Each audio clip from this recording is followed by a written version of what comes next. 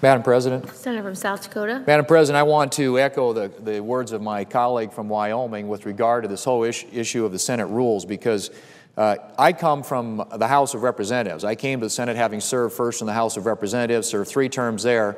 And the House of Representatives, of course, is very structured. There's a Rules Committee. If you want to get an amendment considered, debated, voted on in the House of Representatives, there's a process. You have to go plead your case to the Rules Committee.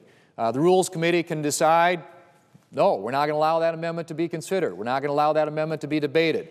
They can decide which amendments are made in order, how much time is allowed on each amendment. It's a very structured process in the House of Representatives, but it makes it very difficult for an individual member to be able to have their voice heard in the House of Representatives. That's the way that it works, and I had the luxury, I guess, while I was serving there, of being in the majority. But even in the majority, a lot of times you could take what you thought was a very worthwhile amendment, reflective of the views of the people that sent you there to represent them, and they could shoot it down. You never got a chance to have that amendment debated or voted on. That is what is distinctive about the Senate. That's what the founders intended with the United States Senate, was to allow for open debate, to allow individual members to come down here to represent their constituencies and to debate the big issues of the day in a way that's different and distinct from the House of Representatives. What many of my colleagues who are proposing this rules change, I think, want to see happen is they want to see the Senate function more like the House. It wasn't designed to. This is a very different place. It was designed to be a very different place, where you have debate, where you have votes on amendments, where individual members have an opportunity, and particularly members of the minority in the United States Senate have an opportunity to have their voices heard and the voices of their constituents heard. And so this is an unprecedented power grab by the majority.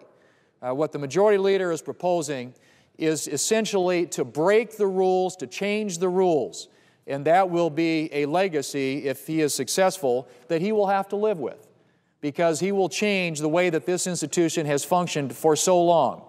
And if you think about how this ought to be done, there is a process by which rules changes can be considered in the United States Senate. And it starts with the leaders consulting and talking about whether or not some of those changes ought to be put in place, whether those are appropriate, and then getting the necessary 2/3 vote that is required under the rules of the Senate to change the rules. The Senate is a very different place from the House of Representatives, Madam President, and what we do here ought to reflect that. And we shouldn't have these power grabs and attempts to violate the rules of the United States Senate in order to change the rules in a way that's completely inconsistent with the history and the tradition here in the United States Senate, and what the founders intended when they created the Senate, distinct and separate from the House of Representatives, to allow for unlimited debate, to allow for votes on amendments. And so I hope that the majority leader and the members of his party will see clearly to do the right thing here and to go about this in the right way, and that is for the leaders to consult, and if there's a need for changes in the rules or modifications or whatever, let's do it in the way that it's always been done, in the appropriate way, not breaking the rules to change the rules. Madam President, I want to speak as well, if I can, to the issue that was raised by my colleague from Wyoming, and that is this issue of the fiscal cliff. Because we are on the threshold of something that could be very harmful to the economy of this country, very harmful to jobs. If we go over the fiscal cliff, the experts are telling us, and by the experts I mean not only private economists, but the CBO, those here in Washington, D.C., who analyze and study such things, that we could plunge the country into another recession, that we could see unemployment go above 9% if tax rates go up and the sequester is triggered a little more than a month from now.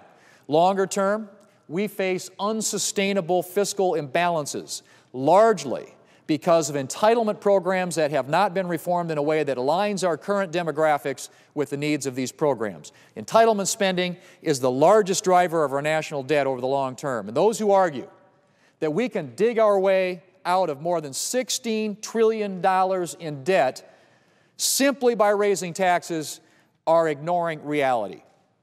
Madam President, we have to do something to address what is our real problem here in Washington, D.C., and that is the spending problem, not the revenue problem.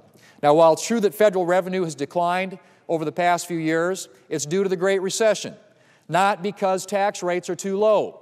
The average ratio of federal revenue to GDP over the past 40 years has been about 18%. According to the Congressional Budget Office's most recent forecast, under the current tax rates, the tax rates in place today, revenues from 2013 to 2022, the next decade, would average roughly 18% of GDP. So let's be clear about exactly what the CBO is saying. The CBO is telling us that federal revenues will return to the historical average over the next 10 years without raising taxes on anyone. We're going to get back to the historical average. In fact, according to the Congressional Budget Office, the CBO, under the current tax rates, revenues as a percentage of GDP will reach 18.6% by 2022, and that's more than 0.5% higher than the historical average.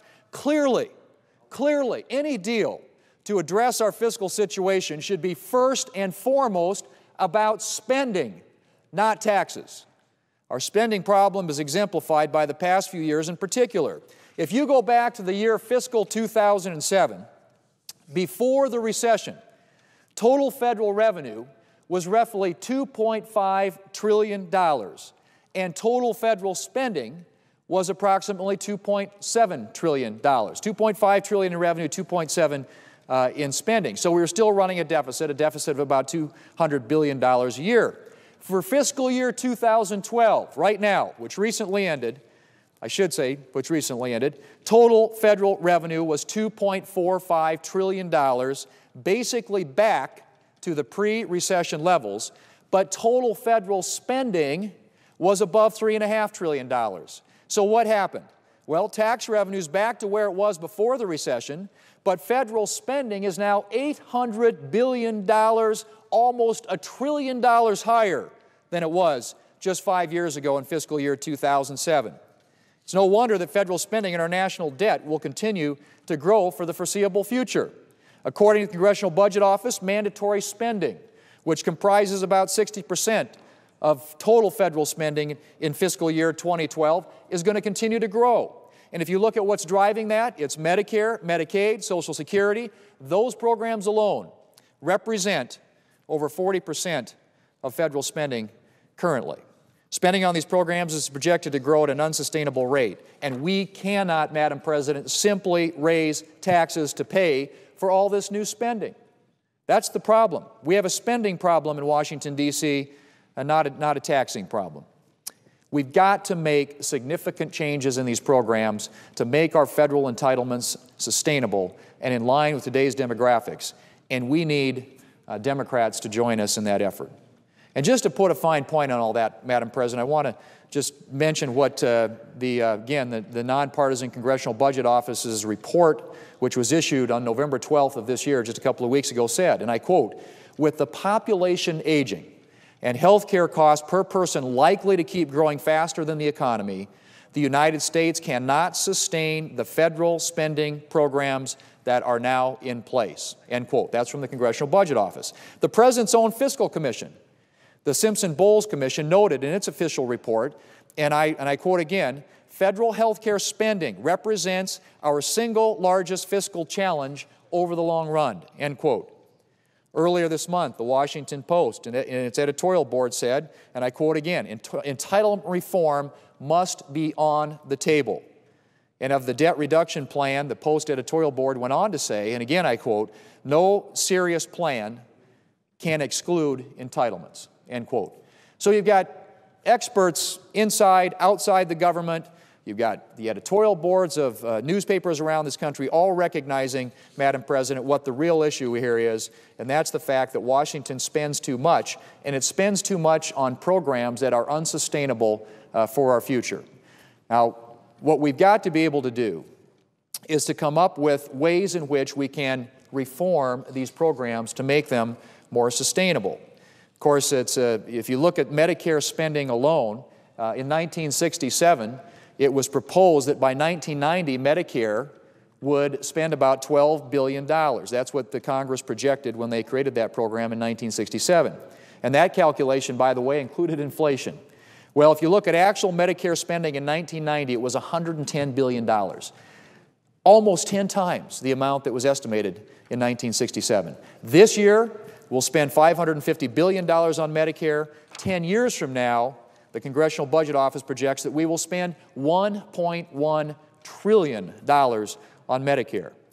With regard to Social Security, for the past 2 years, this program has been operating at a cash deficit. And if you look at the next 75 years, benefits promised to current and future beneficiaries exceed payroll tax revenue and trust fund redemptions by $8.6 trillion. The present course of Social Security is unsustainable, and the trustees' report projects that the trust fund is going to be exhausted by the year 2033. In order to protect Social Security for future generations, it too must be reformed. Madam President, we have to take on what's driving federal spending, and that is entitlement programs. We've got to reform them. Raising taxes is not the solution. The President's only proposal so far is to raise taxes on small businesses to generate this next year what would be $68 billion in revenue, which, by raising the two top tax rates in the process, would hit nearly 1 million small businesses. And what's really ironic about that, Madam President, is raising taxes on the small businesses that create jobs in this country and that grow our economy, actually raising taxes generating $68 billion would fund the government for a little under a week. That's what we're talking about. The dimensions of this problem are so vast, you cannot solve it simply by raising taxes, and particularly on raising taxes, the very people that we're looking to, the small businesses, raising taxes on small businesses would do harm to the economy, and you would give back everything that you got in the form of higher tax revenue by reduced economic growth. We have got to deal with the fundamental problem we have, Madam President, and that is entitlements. And so I hope that my colleagues on the other side will work with us. I hope the President will work with us. The President knows what the problems are, but, you know, he's got folks all across the country who are putting pressure on him not to deal with the issue of entitlement reform. But I think he, and I hope that he will, come to the table, address this issue. We have a spending problem and we have a growth problem. If we can address the spending problem, get entitlement programs reformed and on a sustainable path, if we can get pro-growth tax reform put in place, it will grow the economy, expand the economy, we can solve these problems. People across this country expect us to, the world expects us to, the financial markets expect us to, but it can't be done simply by raising taxes on small businesses, which so far is all we've gotten from the administration and from many of the Democrats here in Congress. We've got to fix the spending problem. We've got to fix the growth problem. We have solutions to do that. We hope that our colleagues will work with us to do that. Madam President, I yield the floor.